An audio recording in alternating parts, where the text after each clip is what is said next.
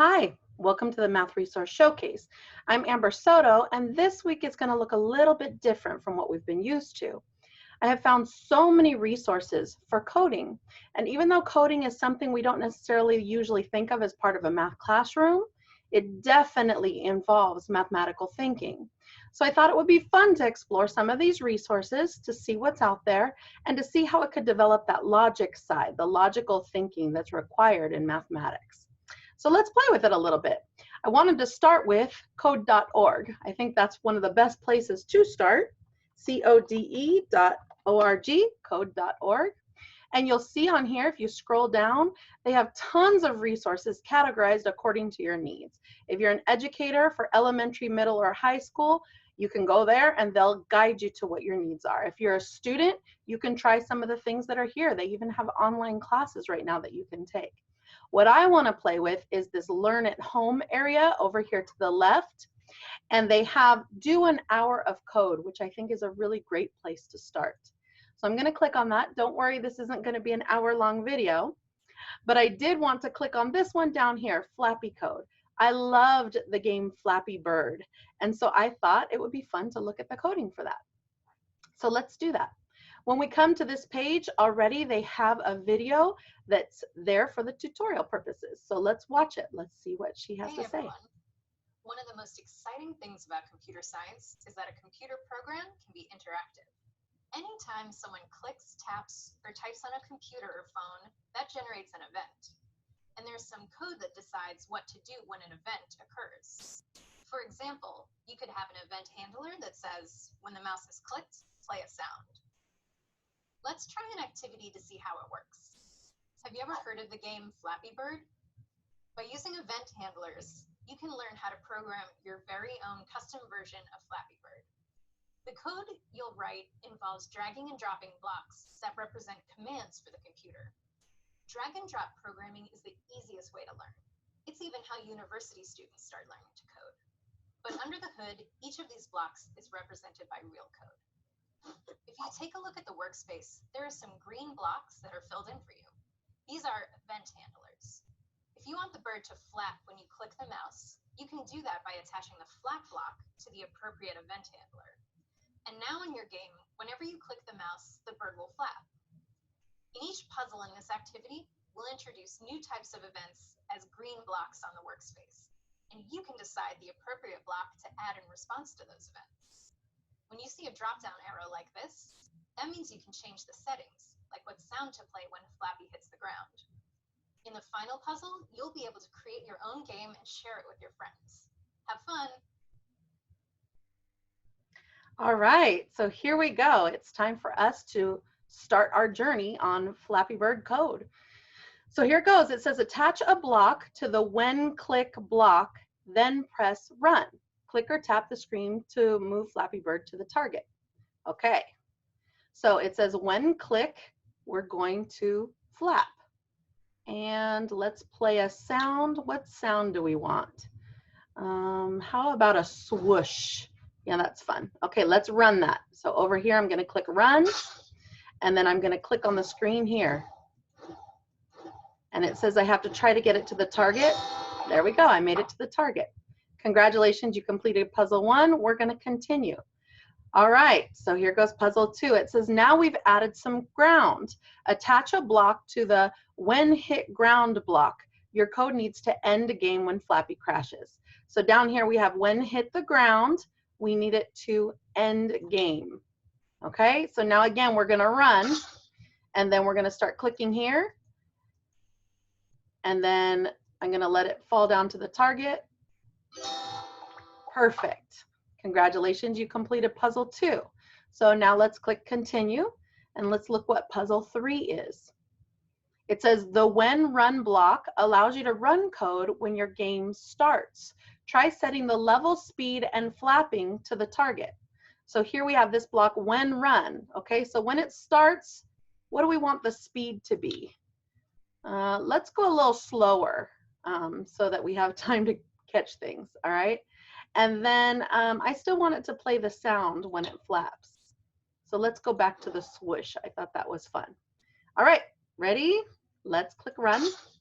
Now let's go. I'm going to click We have to hit the target. So I'm going to click up to the target. We got it.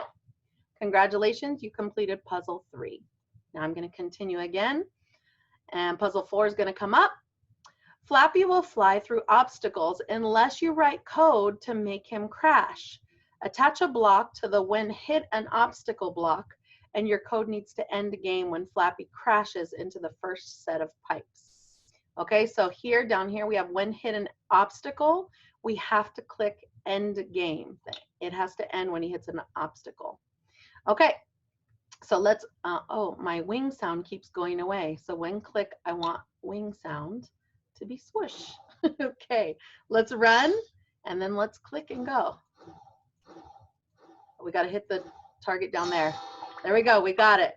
And it made me end when I hit the pipe, so that worked. Let's continue on to puzzle 5. So puzzle 5 says, let's add a scoreboard and count points when Flappy makes it past obstacles.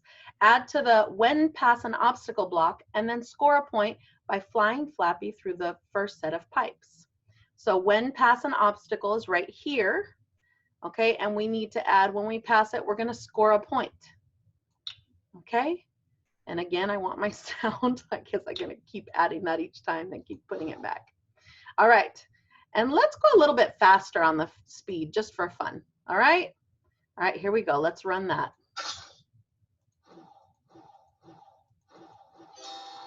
All right, cool, it went through and it gave me a point at the top, so we completed puzzle 5. Let's continue on to puzzle 6.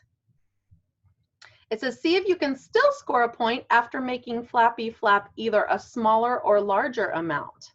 Okay, so when click, we're gonna flap, right now it says normal. Let's go, let's make him flap very small. Let's make him just flap a little tiny bit, okay? So let's do that, run. Oh, see, it only flaps a little teeny bit. All right, we did it. Congratulations, you completed puzzle 6. Let's continue to puzzle 7. Next, try changing the scene by attaching another block to the when run block. So this says when run, and we see down here it says set scene. So what do we want? Do we want city during the day, during the night, sci-fi? I wonder what that looks like. Or, ooh, underwater, even more fun. Let's do underwater, all right? All right, so still let's press run. Look, here we are underwater, cool. Now let's try to play. All right, congratulations, you completed puzzle 7. Continue, and let's go to puzzle 8. This says you can set visuals anytime, not just when the game starts. Try setting a random scene when other events happen. For example, when passing an obstacle. So we see down here, it says when pass obstacle. Right now we have score a point. We want to put the set scene down there. And we're going to change it to random, which basically means every time we pass an obstacle, the scene will change to one of these things that's listed here randomly. All right, so let's do that. Let's play with that. And my wing sound went away again. I was ignoring it before, but I like my wing sound. I think it's fun. Let's give it that swoosh. All right, ready? Here we go.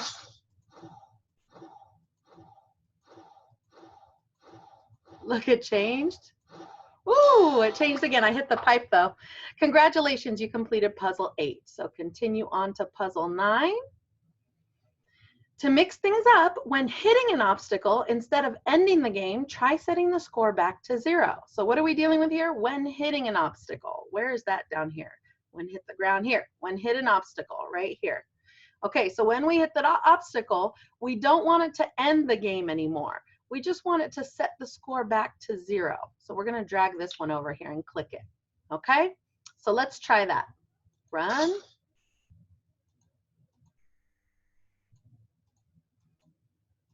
We got to get a point first. So we'll see how it looks. There's 1, 2.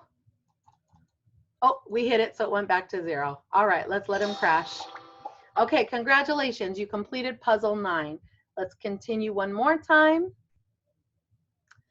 And puzzle 10 says, create your own Flappy game. You can change all the visuals and all the rules, even the gravity. When you're done, click finish to let your friends try your game on their phones. So I'm just going to do a real simple one here, but you get the idea. So when run, We're going to set the speed. Let's go very fast. I like that. Let's also set the scene to, let's do Santa. That's fun. All right, and let's set the player, instead of a yellow bird, let's have a spaceship. I like that. Okay, we could scroll down some more, set obstacle. Instead of pipes, we can have plants. Let's do plants. Let's bring this down a little bit. Set ground. What do we want the ground to look like? Let's make it be underwater. Okay. Set a normal gap. We can make that a very large gap, so I can make it through a lot more. And then set gravity. Let's set gravity very low. How about that? Okay. When we hit the ground, I think that's a good place to end the game. So let's come back up here. When we hit the ground, we end a game. When we pass an obstacle, let's score a point. When we click, we need to be able to flap. Oops. Flap. And let's make it a small. And then let's make it play a bounce sound. That's fun. And when we hit an obstacle, let's just make the scene change randomly. That's kind of cool. Let's make it change randomly. And also let's make it reset the score to 0. Okay, that's going to be my game. All right, so let's try it. Let's try running it. Nice, I like it. Ooh, it's changing the scene every time I hit a obstacle. Should I hit it just for fun? Oh man, that's fun. All right, so you can see how fun this can be. I'm gonna let it drop. So you can do the same. Now, this week I'm not really gonna have solutions videos because there's no solution to be had. This is really just your opportunity to see what there is, jump on and play with it a little bit. You can save your game and send it to others, let them try. You see here, you get a beautiful certificate of completion. And more than anything, it's just a lot of fun. It really, really is. So I hope you enjoy this. I hope you bring in your friends and family and that you all play together, that your parents or your friends are able to play the games that you're creating, and that really you just make those connections that are so important during this time. All right, I hope you have a beautiful day today. And as always, happy mathing.